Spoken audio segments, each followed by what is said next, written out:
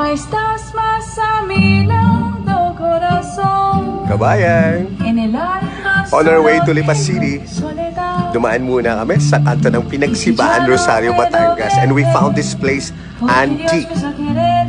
Well, this place has the best mango cold drinks and dessert.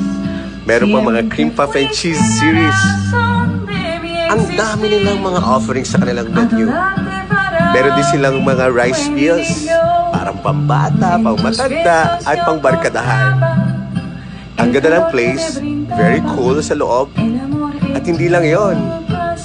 Bukod dun sa masarap na inumin at desserts, meron din silang second floor kung saan, feeling ko kapag nakita nyo, sa sobrang ganda ng ambience, ang sarap lang tumambay dito sa kanto.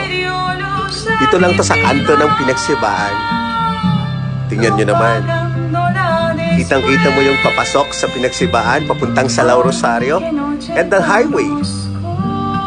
Kaya paano kabayan?